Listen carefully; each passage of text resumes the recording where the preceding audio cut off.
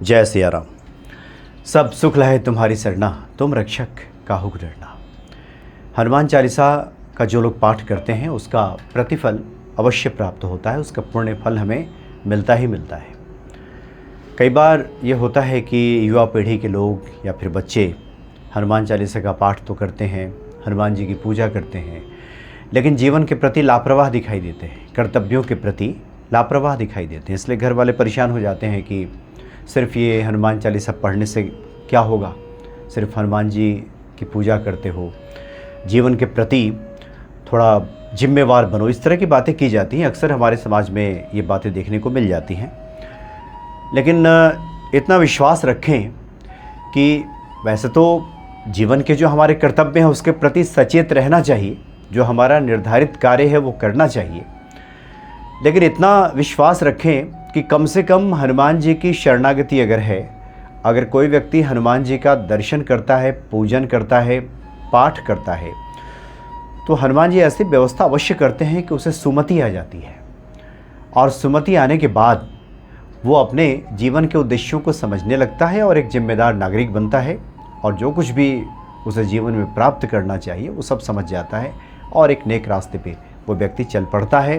कई इसके उदाहरण हैं। एक उदाहरण तो बाबा नीम करौली जी महाराज के साथ ही जुड़ा हुआ है। हल्द्वानी आप जाएंगे तो वहाँ एक बहुत बड़ी मिठाई की दुकान है, और वो जो दुकान है स्टैंडर्ड स्वीट हाउस, उसके जो मालिक हैं लाला रामकिशन जी, उन्हीं से जुड़ा हुआ एक किस्सा है। बात ये आती है कि लाला रामकिशन जी अपने जीवन के शुरुआती दिनों में, युवावस्था में, बहुत ही लापरवाह किस्म के व्यक्ति थे, बिल्कुल बेपरवाह। जीवन में आगे हम क्या करेंगे, क्या करना चाहिए, कोई उद्देश्य नहीं, घूमना फिरना, इधर उधर भटकना, मटरगस्ती करना।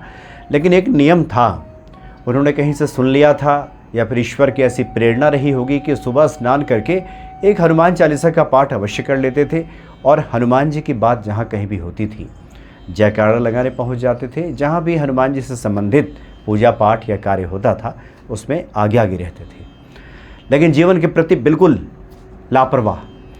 तो घर वाले, जाहिर सी बात है, वो नाराज़ रहेंगे और लोग समझेंगे कि सिर्फ ये पूजा करने से क्या होगा, ये तो बिल्कुल जिम्मेदार नहीं है, ये तो घर की इज्जत डुबो देगा ऐसा व्यक्ति।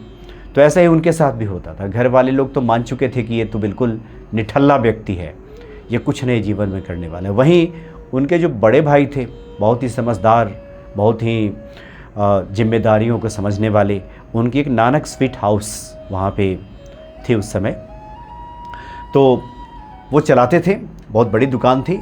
और ठीक इसके उलट उनके छोटे भाई लाला रामकिशन बिल्कुल निठल्ले। घर वाले बहुत प्रयास करते थे कि कम से कम काम ही सीख जाए। नानक स्वीट हाउस में उनको लगाते भी थे कि कुछ मिठाइयाँ बनाना सीख जाए, ग्राहकों को डील करना सीख जाए, ग्राहकों से बातचीत करना सीख जाए, लेकिन मन लगता नहीं था, वो निकल जाते थे, घूमते फिरते थे। ये जो पूरा परिवार था, बाबा नीम करौली जी महाराज का भक्त, और बाबा उन दिनों नैनीताल में बजरंगगढ़ में आया करते थे, वहीं रुका करते थे। और जब भी बाबा वहाँ पहुँचते थे, ये परिवार के लोग वहाँ जा कर के हल्द्वानी से बाबा से मिलते थे, उनका आशीर्वाद लेते थे। एक बार पूरा परिवार वहाँ पहुँचा हुआ था, लेकिन लाला रामकिशन तो नहीं गए, क्योंकि वो तो निठल्ले, इधर उधर घूमने वाले, उनको परिवार के लोग ले भी नहीं गए। कहा कि ऐसे व्यक्ति को ले जाने का फ़ायदा क्या है। तो सब लोग जब बाबा से मिले, बाबा को प्रणाम किया, तो बाबा ने अचानक पूछा जो रामकिशन के बड़े भाई हैं उनसे कि तुम्हारा छोटा भाई ये रामकिशन कहाँ है, वो क्यों नहीं आता।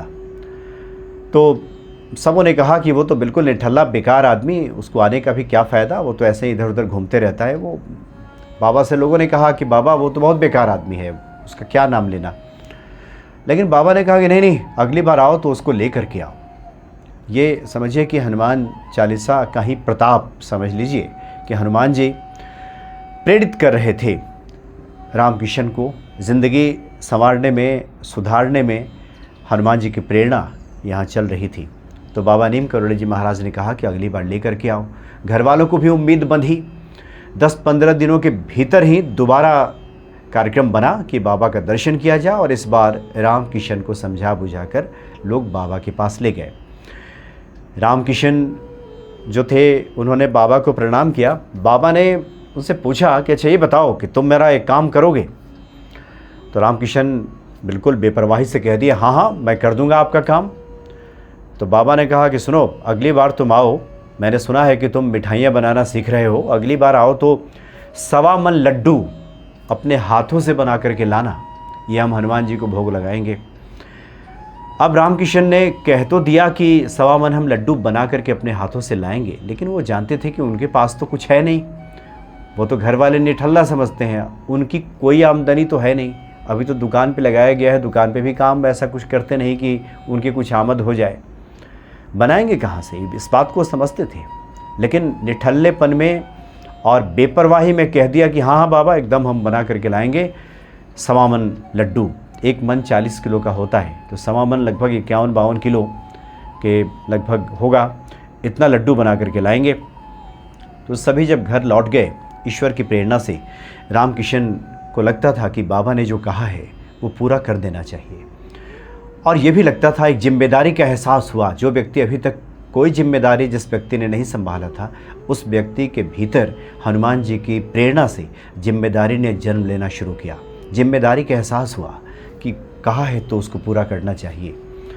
जैसे तैसे मेहनत करने लगे, जो कुछ भी अर्जन होता था भाई उनको देते थे कि चलो आज तुमने इतनी मेहनत की है, आज का ये पैसा ले लो। तो इस तरह से रोज़ लड्डू बनाते थे उन पैसों से, और ये लड्डू बनाने में कई सप्ताह लग गए, 51-52 किलो लड्डू बनाने में। कुछ लड्डू तो पुराने पड़ गए, इतने दिनों से लड्डू कोई बनाएगा तो कुछ लड्डू तो ख़राब भी हो जाएगा, लेकिन बाबा को कह दिया था। एक वहाँ कार्टून में लड्डू भर भर के रखते थे, और जब वो लगभग 1.25 मन का हो गया तो बाबा के दर्शन के लिए रामकिशन चले, पहुँचे नैनीताल। बाबा वहीं थे, बाबा को प्रणाम किया और कहा कि बाबा आपने कहा था कि आप हनुमान जी को भोग लगाएंगे, हम 1.25 मन लड्डू बना कर लाए हैं। बाबा अति प्रसन्न हुए, बाबा ने कहा कुछ देर बैठो यहीं, बाबा अंदर चले गए। 15 मिनट के बाद बाबा अपने कक्ष से, अपने कमरे से बाहर निकले और कहा कि ठीक है चलो हनुमान जी को हम भोग लगाते हैं। हनुमान जी को बाबा ने भोग लगाया, वो लड्डू भक्तों से कहा कि इसको बांटो, सब लोगों को वहाँ वितरित किया गया।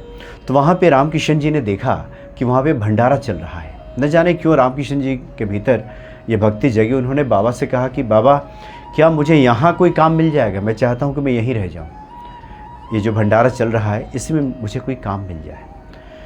बाबा ने रामकिशन की तरफ बहुत अर्थ भरी निगाहों से देखते हुए कहा कि देखो तुम मालिक बनने के लिए पैदा हुए हो, तुम नौकर नहीं मालिक बनोगे, तुम अपनी दुकान खोलो, तुम मालिक बनोगे। बाबा ने आशीर्वाद दिया और रामकिशन वहाँ से लौटे, हल्द्वानी लौटे। वो कहते हैं कि न जाने कैसे ऐसी व्यवस्था होती चली गई, प्रेरणा से उन्होंने काम करना शुरू किया, पैसे जोड़े, पैसे जोड़ जोड़ के उन्होंने एक नानक स्वीट हाउस तो उनके बड़े भाई का, उन्होंने स्टैंडर्ड स्वीट हाउस वहाँ पे शुरू किया। और इस बात की चर्चा बाबा नीम करौली जी महाराज के अलौकिक प्रसंग में किया गया है, और ये किताब लगभग लिखी गई है 15-20 साल पहले। उन दिनों उस समय ये बात लिखी गई थी कि लाला रामकिशन की दुकान में 15-20 लोग काम करते थे, और अब तो दुकान का स्वरूप और बड़ा हो गया है, 35-40 लोग से ज़्यादा लोग वहाँ पे काम करते हैं। तो बाबा का आशीर्वाद और हनुमान चालीसा का ऐसा प्रभाव कि व्यक्ति के भीतर जिम्मेदारी का एहसास हुआ, और ऐसा एहसास हुआ और बाबा की ऐसी प्रेरणा हुई, ऐसी कृपा हुई कि वो जहाँ सोचते थे कि नौकर बन जाएं, कहीं नौकरी मिल जाए, वो मालिक बन गए। इसलिए हनुमान चालीसा तो ऐसा है कि व्यक्ति को रंग से राजा बना दे, कल्पना से ज़्यादा कुछ दे देते हैं हनुमान जी। क्योंकि हनुमान जी अष्ट सिद्धि नौ निधि के दाता हैं। भक्त जितनी कल्पना करते हैं, अपनी सामर्थ्य के अनुसार जितनी सोच रखते हैं, उससे कहीं ज़्यादा हनुमान जी ऐसे भक्तों को प्रदान कर देते हैं। तो बड़े अद्भुत हैं बाबा नीम करौली जी महाराज। और हनुमान जी तो परम दयालु हैं, जो अपने भक्तों की झोली भर देते हैं। सिर्फ कोई उनकी शरणागति करे तो उस व्यक्ति को सुमति मिल जाती है, और अच्छी मति के साथ वो व्यक्ति चीज़ों को समझना शुरू करता है, यथार्थ को समझना शुरू कर देता है। उसके लिए क्या अच्छा है इसकी समझ उस व्यक्ति की पैदा हो जाती है, और उसके बाद वो सब प्राप्त कर लेता है जिसके लिए वो इस धरा पे, इस दुनिया में आया है। वो हनुमान जी का कृपा पात्र बन जाता है। जय सिया राम।